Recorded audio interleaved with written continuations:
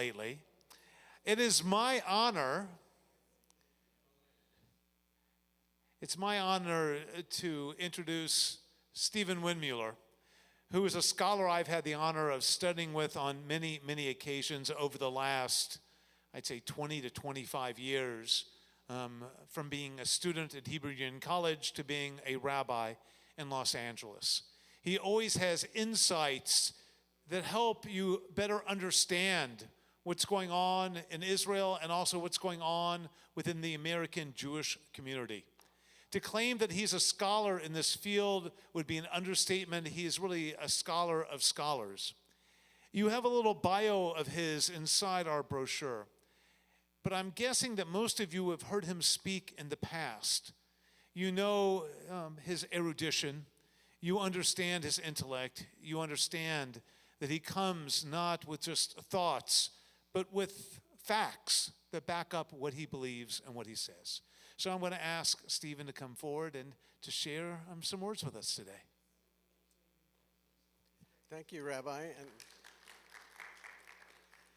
And it's great to be with you and your bride and your community. And indeed, I'm so happy that you are here. A year ago, I was here, but you were not. And I missed that opportunity. So I'm blessed, and we are all blessed that you are here. This afternoon, in the time we have, we want to explore why here, why now anti-Semitism, and try to delve a bit more deeply into the elements of what we are experiencing, what we are certainly encountering in connection with Israel, with American universities, with what's happening on our streets, and certainly what is happening on our Facebook pages. We all know that the roots of anti-Semitism go deep, and they are framed in the construct of really theological principles that drove early Christianity and even parts of Islam to shape particular viewpoints or perspectives about this extraordinary religious tradition, but how it would be marginalized, challenged, and in a sense, it would be part of the theological effort to deconstruct Judaism, in a sense, to weaken its credibility and its position. That would translate into myths of the Middle Ages having to do with blood libel, or a host of other ideas and themes that would dominate the Middle Ages and the periods of Jewish history when Jews were singled out for behaviors that were seen as problematic, threatening, and challenging. More recently, in modern times, we've come to look at eugenics and racial theory. In the 1870s, the science of the Jews and the science of race becomes a particular significant theme, and the notion of certain groups being greater than, better than other groups, thereby creating this construct of somehow the lesser peoples could be expended, and ultimately what we saw in Nazism was that expression. At the turn of the 20th century, the Protocols of the Elders of Zion appear. Their origins remain somewhat of a mystery, but the content becomes the kinds of conspiracies that today dominate not just about Jews, but conspiratorial theories about the world and culture and civilization as such. But in those conspiracy theories, Jews become a particular target in terms of their control over the world, which is what the protocols dealt with, the notion that the elders of Zion literally controlled the economic, political, and social fabric of the world. We come through the period 1933, 1945, and the experience of the Shoah, the Holocaust, only to find that in its aftermath there would be an entire historical effort to deconstruct it, to destroy the historic realities of this ever having happened.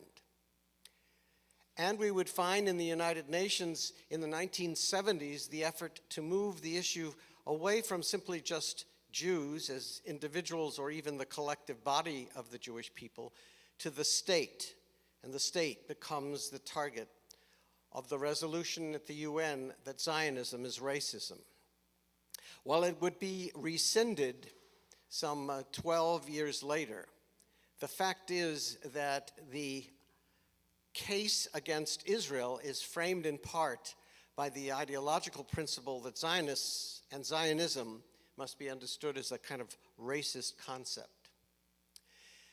What comes at the turn of the 21st century is the effort to grow and develop BDS, boycott, divestments, and sanctions against Israel. Now, while it's created in the 1980s, it is framed and organized in the context of the Durban Conference on Race and Racism, and it becomes a kind of key theme in early decades of the 21st century. And then we come to Charlottesville in 2017. Charlottesville becomes the kind of tip point where the alt-right, the extreme right-wing elements, the Proud Boys, the white supremacists, the neo-Nazis, gather in Charlottesville. And they introduce for us an expression: Jews will not replace us. So replacement theory has become the latest construct, at least on the political right, having to do with Jews. The notion is that the conspiracy idea is that Jews are seeking to embed themselves in the white Anglo-Saxon power establishment, replacing those elements, and by using their allies and their presence to become the new power construct. But we'll talk more about are Jews white people in a moment, because that is the big issue also on the left. So what has happened in Gaza from last October to now, and continues to be particularly significant, is the application of many of these ideas which we've just described being applied specifically to Jews, to Zionists, to Israel, and to the Israel government in particular. So it's the dual loyalty challenge, it's deicide and blood libel, it has to do with Holocaust distortions and denial, it has to do with a sort of collective Jewish responsibility that all Jews are responsible for what's happening in the world. And ultimately, the most symbolic and certainly the most challenging, basically denying the legitimacy of the state of Israel to even exist. From the river to the sea becomes the thematic ideological principle on the far left in terms of shaping a world without a Jewish political presence.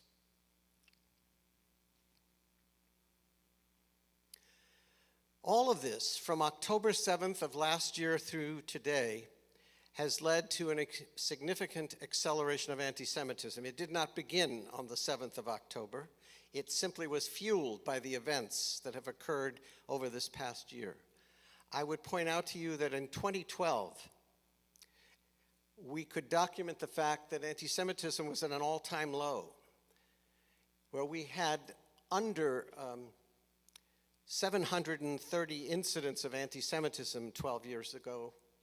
Today, we have incidents of over 8,000 examples this year alone of individuals targeted, of institutions attacked, and of a whole array of challenges that have physically, emotionally, and structurally challenged the Jewish community.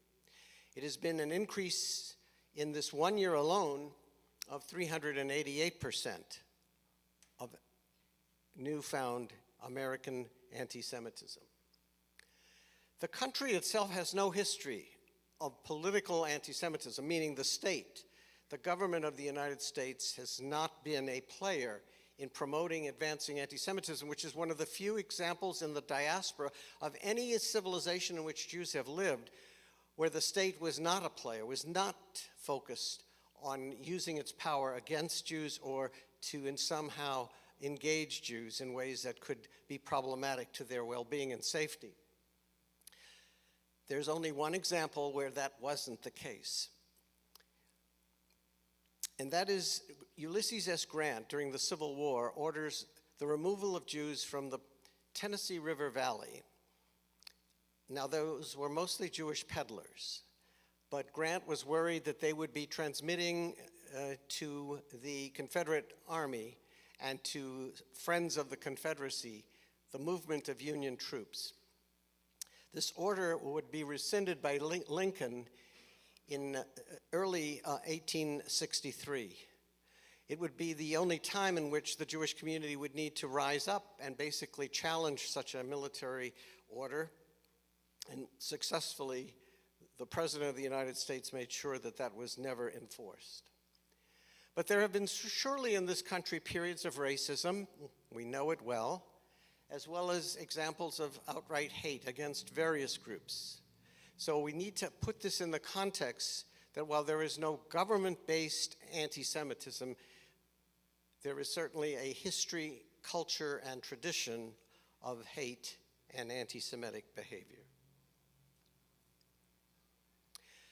Political scientists tell us that the loss of trust in American institutions since 1970 is maybe the single most challenging feature to our democracy. And certainly this year in 2024, we will see that come to be tested in the elections just 24 days from now. And in the context of that, trust is very important for minorities to know that the society believes in the institutions of the Congress, the presidency, of the courts, of religious, educational, business, and corporate institutions. And when that trust is depleted, it has a way of affecting minorities more directly. Minorities become then targets because the institutions that were designed to protect and defend them are weakened and have lost credibility. And that is very much on the minds of Jewish leadership in the context that when we have lost the sense of a national direction and a belief in the systems that have really brought us to this point, that becomes challenging for the Jewish community. The second challenge here is social media. The fastest, largest driver of anti-Semitism in this past 7.5 years has been the platform of social media, whether it's Facebook or any of the other delivery systems. These platforms have been the generator of creating these outcomes against African Americans, Jewish Americans, Muslim Americans, Latinos, and Asians. The reality is that this has been the force that is driving what we have seen on many campuses. It has certainly affected many individual Jewish families, and it is the sort of glue that has held this movement together. I reference Jews as white folks because I think it's important that we understand what it may mean, not just on the political right, but on the political left as well. The postmodernists who have come into play at the university levels, in ethnic studies departments, in gender studies departments, in some history departments, are teaching an ideology that suggests that whites by definition are racist, and that white America is stuck in a kind of racist place. Part of that is seen in the context of decisions made by governments. The creation of the State of Israel was a colonialist act by colonialist powers to replace the, quote, indigenous populations with others, meaning Jews. So what the effect of this whiteness issue is that Jews are perceived on the right, as I suggested, as being seeking to become white, applying their power to achieve whiteness. But on the left, the notion is that Jews have already given up their minority status and have become white, that they no longer can claim victimhood. They no longer can seek to be part of the coalition of groups of color because they are now white. And their behaviors, these groups have argued, suggests that they are apartheidist, colonialists, and as a result, they are Zionists. So what you hear at Columbia or UCLA or at any number of the 147 campuses that last April and May were attacked by various groups in terms of support for Hamas were all designed to deal with the question that Jews are today white, therefore are not part of the coalition of victims of history, but they are now the oppressors within history.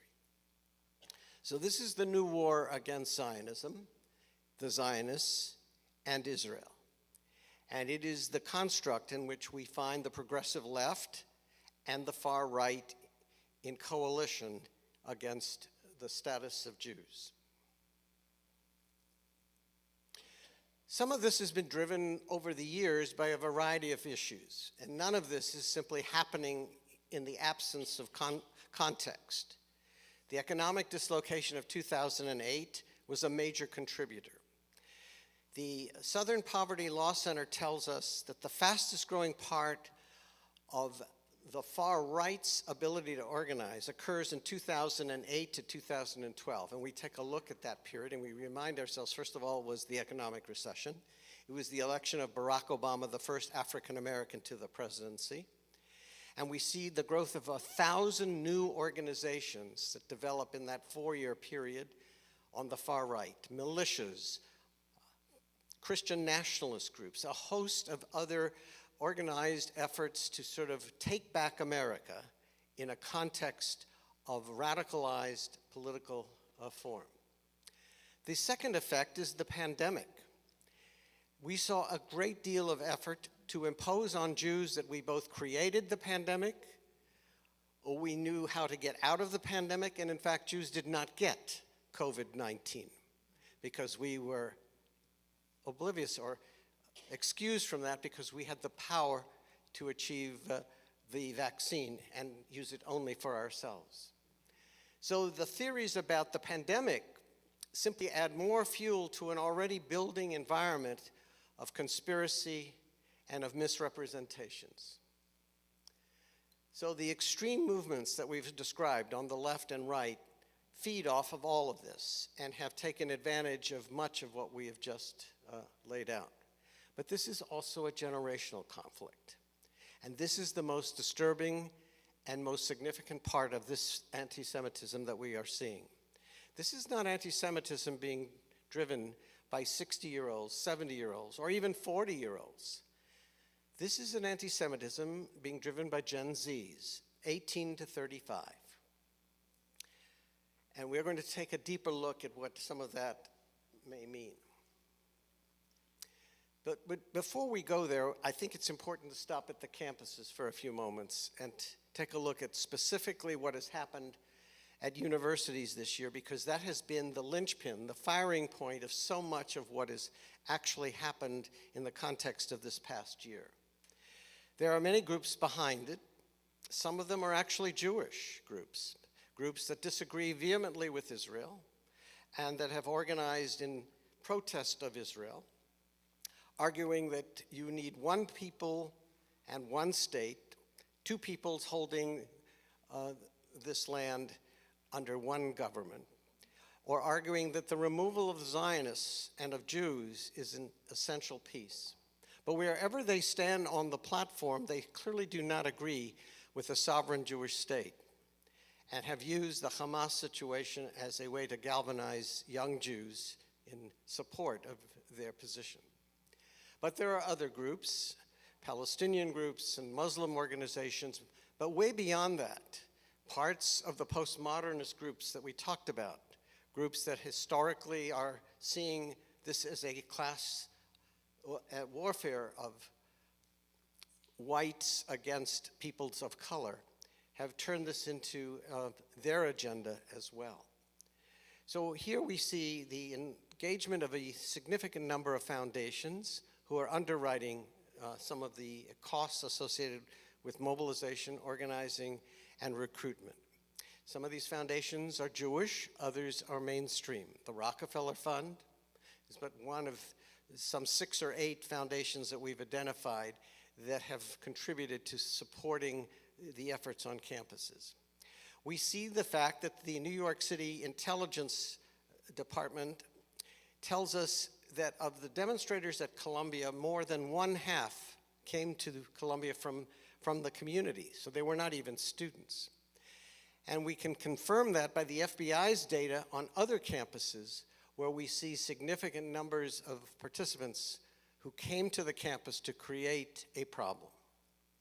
So we need to point out that this is not directly driven exclusively by students, administrators, faculty, but also have a significant input from other sources. So we've often asked the question, so why are Jewish students sort of, in some cases, not in all, are rallying to the case for Hamas? And we see within our own liberal Jewish environment, some of our kids who are saying to us, in the letters that they have written to their day schools, to their rabbis, and to the larger Jewish community, the case that they wish to raise against us. They have argued that we taught them a kind of Israel that was fantasy. They argue that we have introduced an idea of a social justice model of a society that was committed to tikkun olam, to repairing the crisis. And their argument is, no, Israel is destroying the possibilities for there to be a peaceful way forward. And their argument has been that the current government in Israel has failed them and failed us in achieving that kind of objective. So they are not concerned or considering the hostages, and they're not concerned or considering the IDF soldiers. Their agenda is that the state itself is corrupted, the goals are misjudged, misdirected, and their focus as a result is on a fundamental shift of what American policy ought to be in the Middle East and how it ought to be directed. Those letters came to us back in April and May of this year. The Charles E. Smith Day School in Washington, D.C. received a letter from 140 plus of its alumni, critical of what the school had taught them as a day school. 150 young Jewish professionals working for national Jewish organizations saying these organizations don't represent my personal perspectives about what Israel is doing and what Israel ought to be doing. And then the letters written by the children and grandchildren of our rabbis, Reform rabbis, to their parents, to the movement, reflecting again a view that the Israel that they have inherited is not the Israel that they wish to take up and support. So we have a huge challenge of what Rabbi Emil Hirsch of Stephen Wise Free Temple in New York has called the lost generation of American Jews, where he argues that in fact we're at a place and point in which this is a generation that we're going to have to basically say we may have missed the opportunity to turn this around.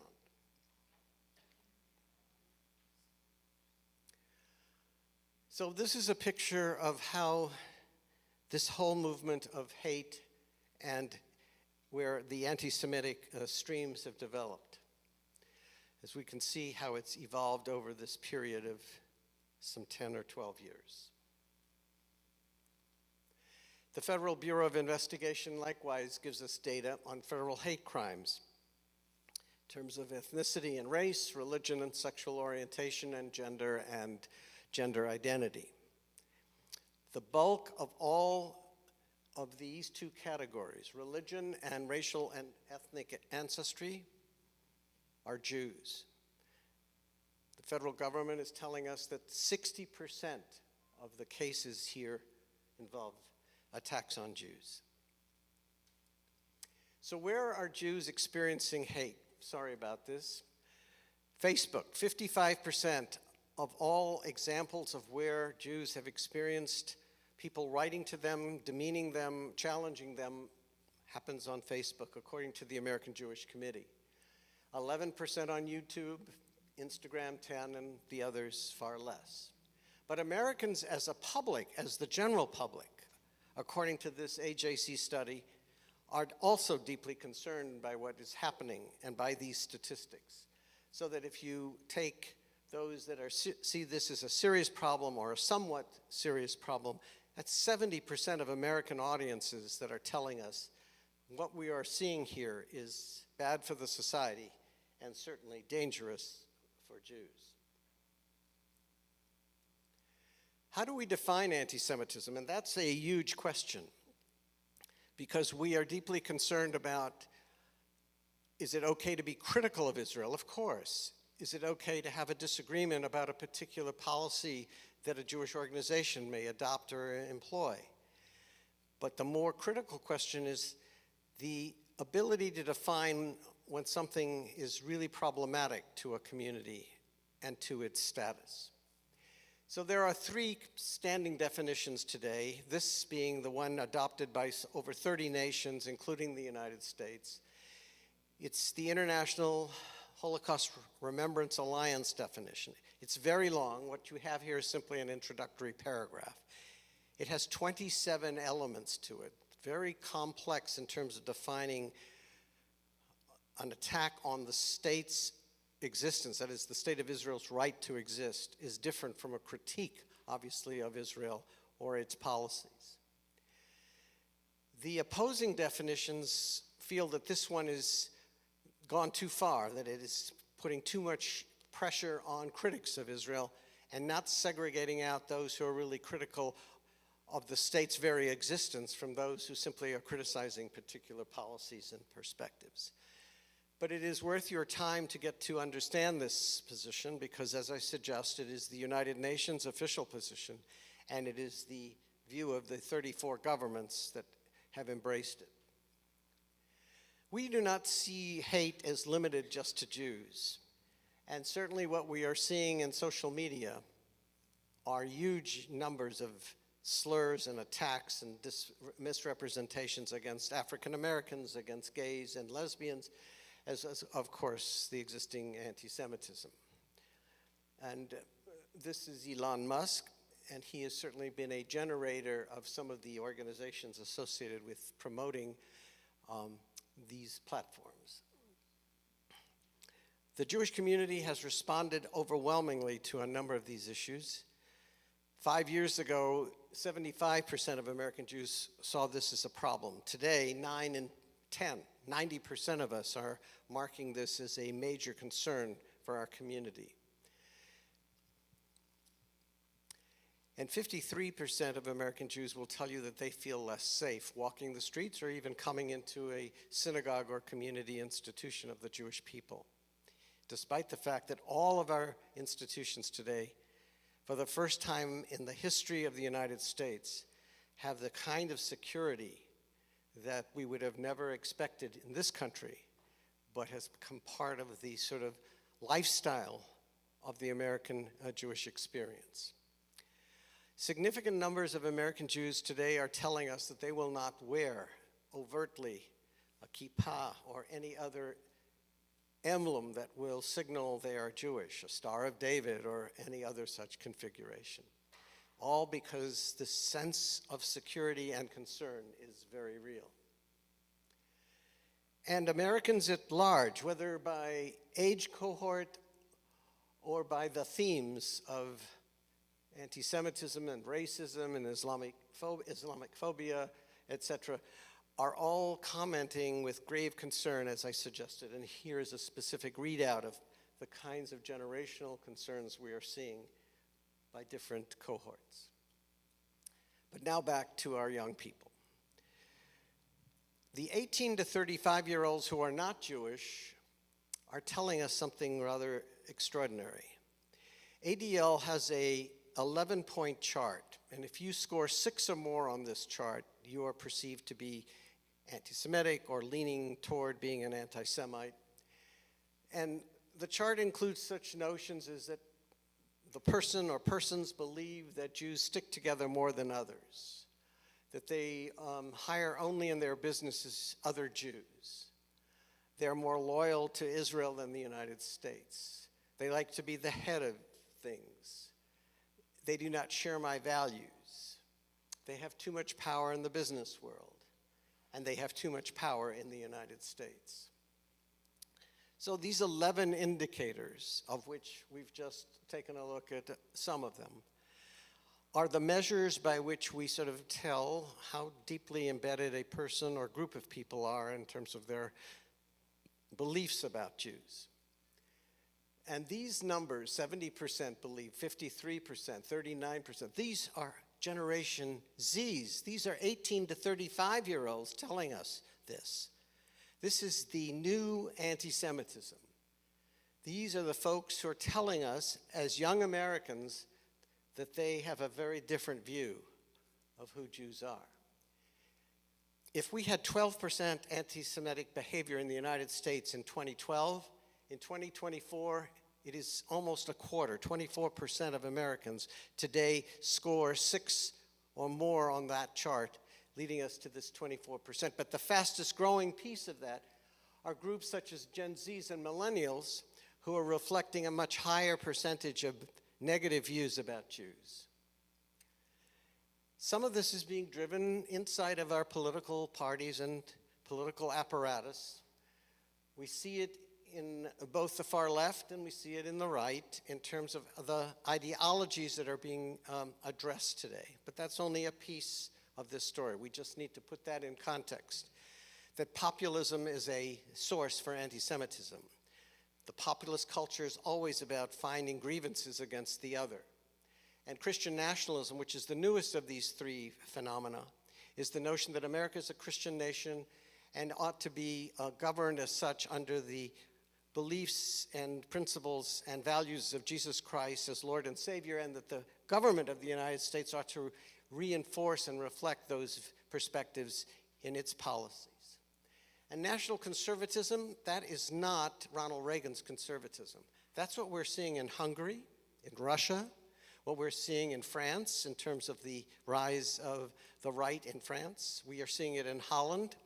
We're seeing it across the globe in terms of a new kind of American and global national conservatism. And that perspective suggests that you need to be unified around culture, race, community. So culture, race, and community means that, is there a place for Jews? And what is that status for Jews? It is also reflected in the ideas about the belief that if you're not with us, you're somehow seen as either a traitor or a threat to the society. And we've already spoken on the far left about what we are seeing in terms of some of the ideas of intersectionality, which is the notion that all groups except Jews share a common history of being attacked and being misrepresented and being seen as the other. And we're seeing it in the context as well of critical race theory, where the perspective of race is based on the notion that white and white culture is inherently, as we've suggested, racist. There's a lot happening and has been happening in the fight against hate and anti-Semitism. Some of these are the old notions from the 1920s and 30s that took us well along the road to fighting and successfully defeating anti-Semitism after the Second World War. And it was an extraordinary achievement because American Jews become ultimately very much part of the fabric of America after the Second World War. What begins to deteriorate is in the 21st century, we now have all kinds of new challenges, which has led, of course, beginning in the 1980s with hate crime legislation. Let the government, in a sense, help in this battle. Or the effort to study what motivates people in terms of race and group hatred, and how do we treat or manage it. The 1950s thesis about elites is not working any longer. So what was that thesis? It was that the ADL believed that if you influenced the leadership of the NAACP, of the Lions Club, the Elks Club, if you got to the presidents of major universities, if you got to the key political players in the Congress and at the state level, and they put out the word that being anti-Semitic is un-American, that was a way forward in fighting this, because it became sort of the public square taking on the Jewish fight. That has no longer the credence or capability of succeeding. Why? Because these elites no longer mean anything to Gen Zs or to millennials. They don't really care about the Lions Club or even the President of the United States. So as a result, the elite model has collapsed on us as we look for new strategies in dealing with this fight. So what does this all look like? This is not an individual attack on Jews. This is a collective attack on the Jewish people, on Judaism, and obviously on Zionism and the State of Israel. It's a rejection of Israel's right to exist and its historic claims. And the attacks go no longer about you being Jewish or I being Jewish. It is that we are Zionists. And by being Zionists, we are racists, we are apartheidists, we're colonialists. We take on all the labels of those who are our enemies or believe that we have misrepresented what Israel has become or how it is behaving. And it is a battle that, as I suggest, is written and driven by younger people. And it is all about the question of white and who is white and who is not. And it is clearly directed against the institutions of the Jewish community, precisely why what we saw in Pittsburgh and Poway and elsewhere has really driven our mindset to understand that we need to protect and defend and secure our institutions.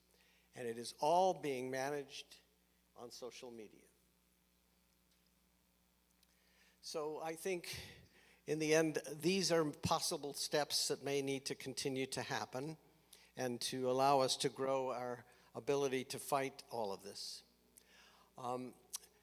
Americans have stopped learning civics and multicultural education and multicultural experiences. Only 17 states in the United States require civics, which means that we can go through high school these days and never have a course on how society works, how governments work, about the idea of building coalition, about the notion of what democracy represents. That is a tragedy and a real threat to minorities, because the society needs to know its identity and how it's constructed to work. So all of this then becomes part of the task of figuring out ways that we secure our facilities, build a more robust civics and multicultural agenda, engage in debate and discussions with key leaders that make a difference, and form new coalitions in ways that we have not thought about before. And figure out what we do about social media in a way that is responsible to the principle of the right of free speech, at the same time dealing with the principles that when that speech is turned into untruths and misrepresentations and threats, that is somehow we can manage those kinds of situations. I think with that, we'll open the floor for conversation and questions, and I welcome your input. Yes. So I would say, checking for the young people in the room, it's almost fashionable, right, to be what young people are seeing. Like, they think it's fashionable to call someone, a Zionist as a derogatory term. And what you were saying about the elites, I thought was really interesting, because in the past we had institutions that would shape what the public thought, where today I think that's been replaced by, let's say, influencers, right?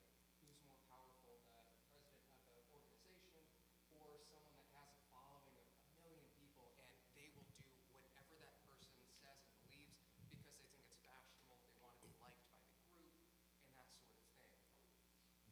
So yes, this was very eloquently articulated, I must say. That there's a kind of fashion construct here that younger folks may be seeing, and that they're influenced by influencers as against elites. And influencers, maybe Taylor Swift is one of them. It could be yeah, allows for these kinds of folks to find their voice and to find coalitions of people who share their perspective. So some of this may very well be very much sort of the thing to do, the kind of behavior of follow the crowd. But it certainly is very much, to the Jewish community, a threat and challenge.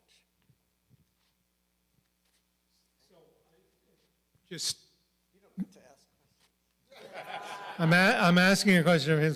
So then the question is, sort of between the two of you, how does one respond / combat that? Because, so that's. Yeah. Jonathan, yeah, thank you. You should study with Jonathan. He's an extraordinary teacher. Well, I studied with you. I'm not really sure how we go about sort of managing this, and it's not something you can sort of manage top down. It sort of grows from the bottom up, where you possibly build influencers that are more pro-Israel or pro-Jewish in ways that allow for that to happen.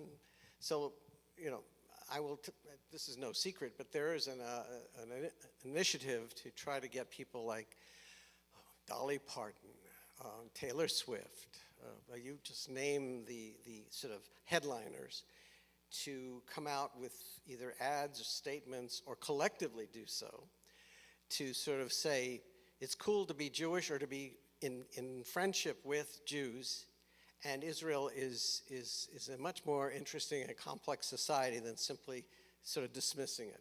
Things like, you know, these one-offs, and there are PR folks and PR firms literally working on these questions right now, trying to figure out what ought to be the messaging and who ought to be its messengers.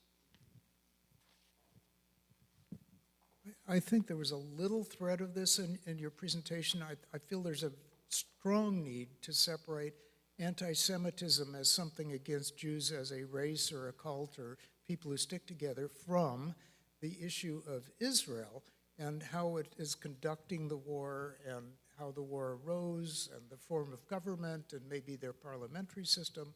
But I'm finding that the Israel thing needs to be dealt, that's my opinion, needs to be dealt with completely orthogonal to anti-Semitic from the eugenics or race issue. For many of us, the way the Israel war is conducted, it just seems we're supposed to be the race of people that is gracious to other cultures and solves the problems rather than, from the appearance of younger people in particular, aggravates the problems. So I see a need for an orthogonality of those two issues.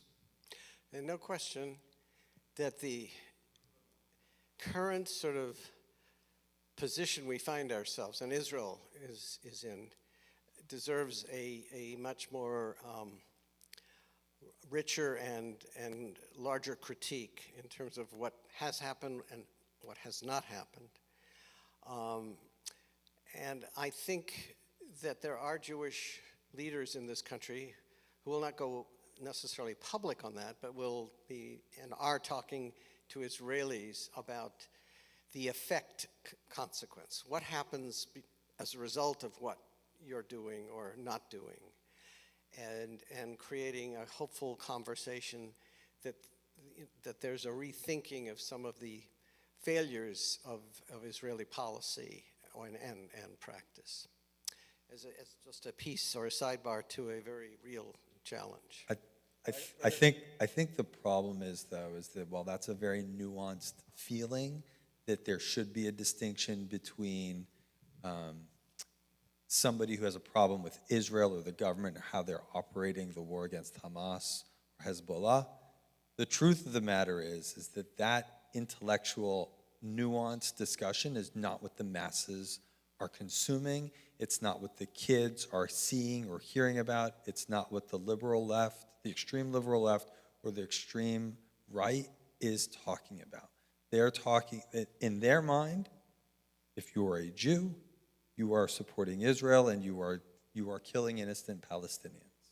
And so I get what you're saying, but that's too much of a Pollyannish hope right now. I think the answer is supporting organizations like the ADL and supporting organizations that try to do these things in terms of educating our youth. Because it really, I mean, I think the young man looked around because he wanted to see if anybody else was his age in here. And I look around, and I'm probably the next closest one to you, and I'm 46. So there's easily 25 years between us, right? And so the truth of the matter is we need to get, your name's? Brand, we need to get more Brandons in the room. And we need to get all the Brandons here and at college campuses. And I was at an ADL event where the leaders of the UCLA and UCSC Hillel, and they're talking about how strong the Jewish community is on their campus and how engaged they are and together they are.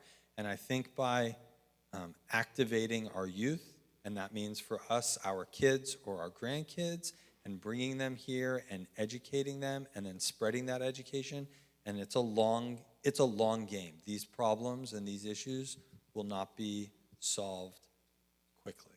So thank you, Brandon, for your comments. I really appreciated it.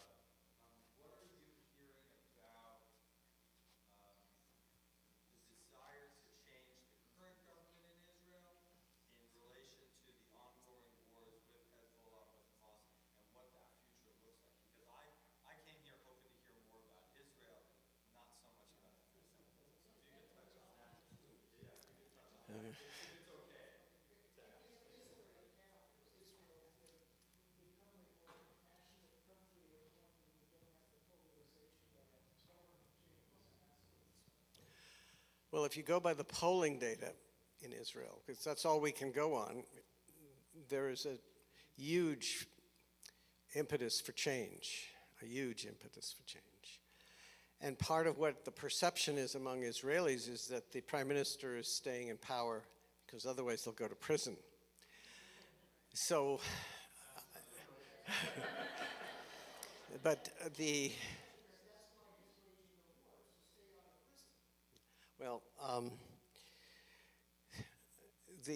difficulty is changing a government in the midst of a conflict is very challenging and very difficult to do. And he does not have any loss within his coalition. His coalition has remained steadfast, 64 votes, allowing him to be able to operate. And he has also very few serious challengers in terms of individuals who are challenging him in the public square in saying this is the conduct of this war is problematic, the failure to deal with the hostage situation in a more immediate and direct way is also seen as problematic. And there aren't those voices. And those voices are mostly coming outside of Israel and not from Israeli political elites. And that's part of to his advantage and to his opponent's disadvantage. So I think that's a huge piece to this. There's a real, in a sense, collapse of the opposition because the war itself has so drained the country of its energy and its focus and the need to shift that focus from, debates over the judiciary, which is what we talked about a year ago here. And the debate now is much more about, getting past these conflicts. I think the situation is not looking as if we are going to see a immediate change in the political status of the prime minister or of a new election in the country. It just doesn't seem to suggest that.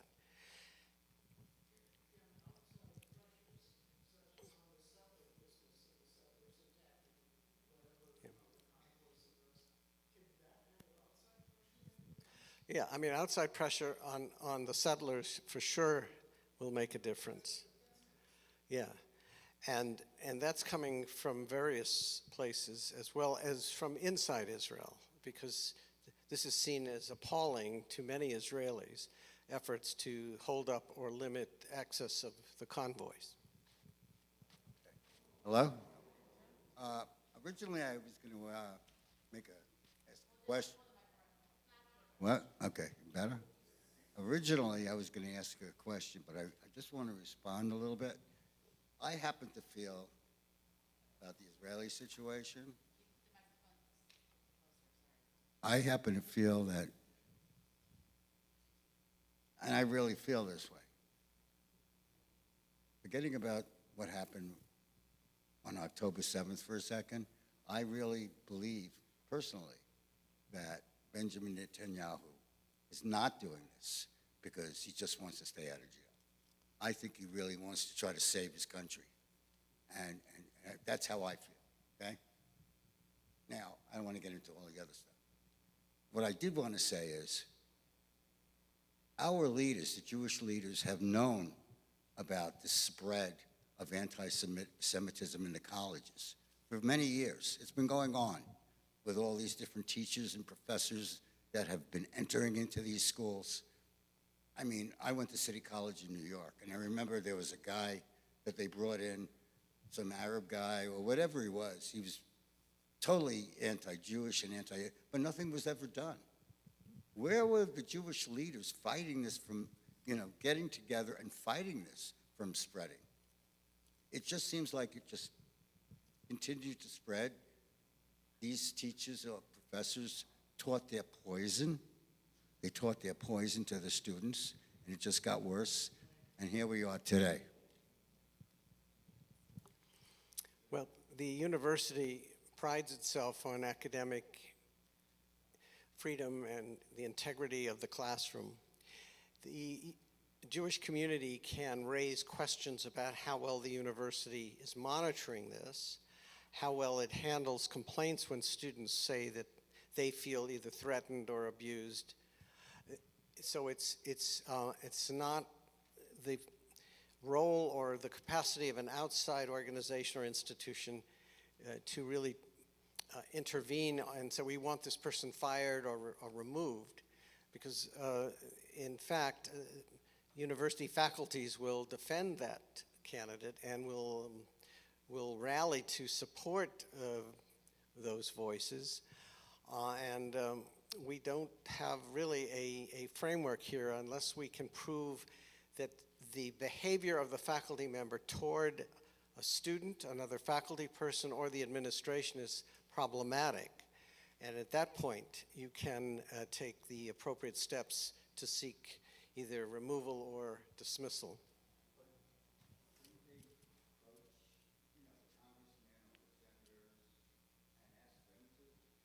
Well, what's happening now in the Congress is there is new legislation that's pending, actually, about removing funding from certain campuses where some of these more egregious actions occur, because the universities are dependent on federal research monies, for example, or other kinds of supports. And the administration of those universities will certainly want to make sure they don't lose those dollars.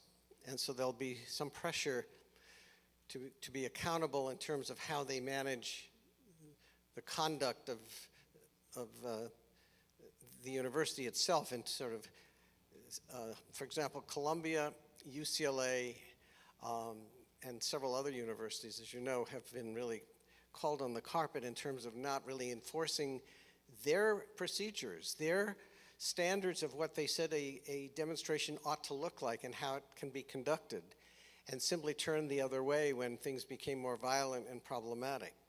And I think that has certainly paying a huge price for some of these universities.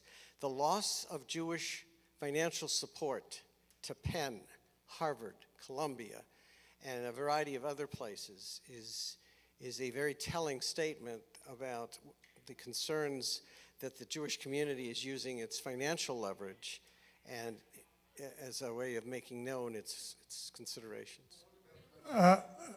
Is it okay if I say something? I know that I'm probably in the minority here, but that's okay. I've been in the minority all my life. I think we need to be cognizant of what's actually going on. Qatar, for years, has been supplying all these universities with tons of money to bring in Arab study, and they are getting funded up the gazoo.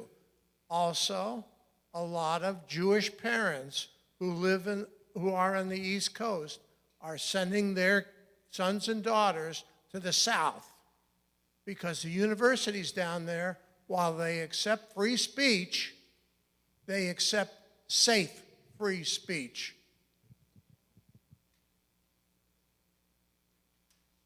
I happen to think personally that Israel is actually fighting for Western civilization. They are on the cusp. If Israel was gone tomorrow, do you think that these people like Hamas wouldn't be here?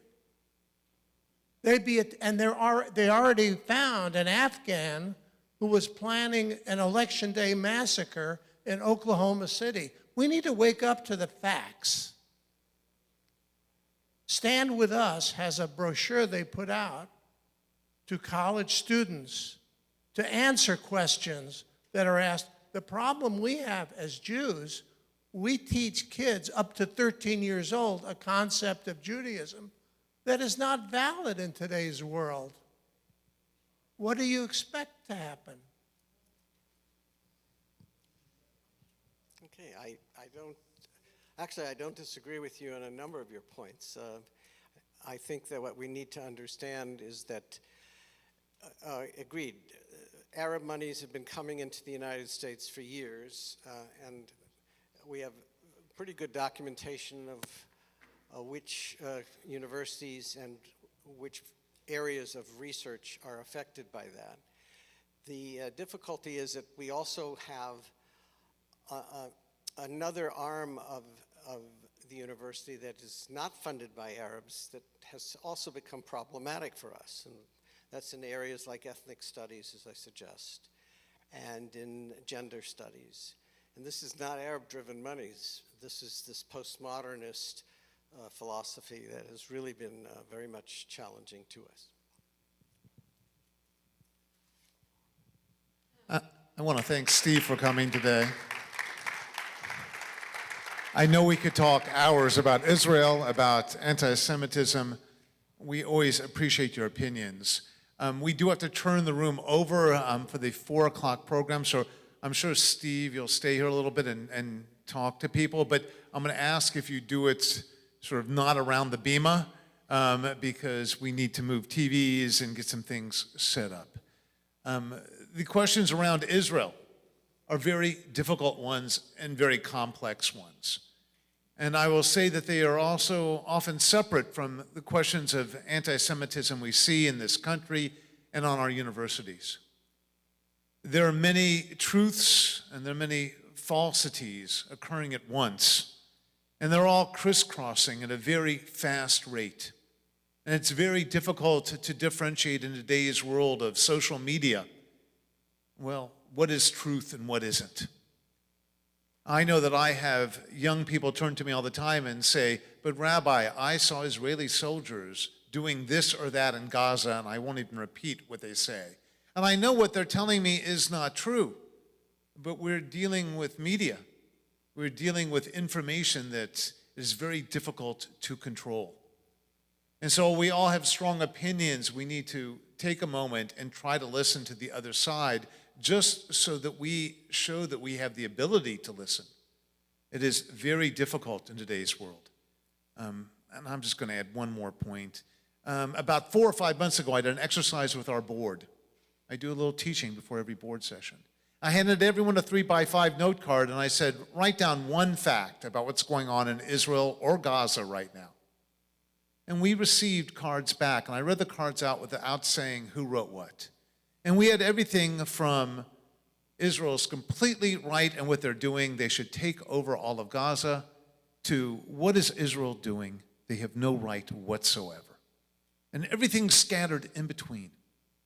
We are a community with a very wide range of opinions.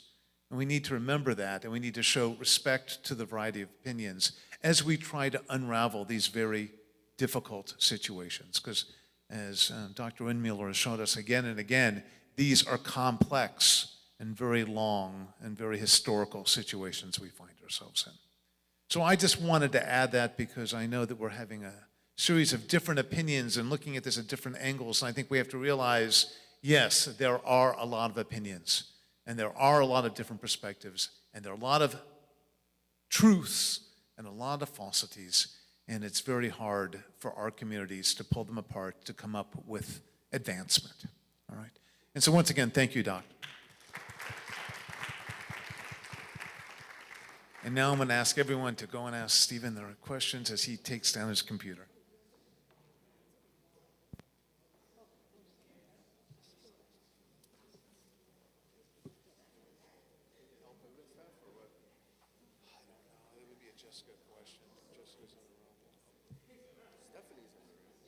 Stephanie doesn't know what's going on inside here. She's been mostly outside.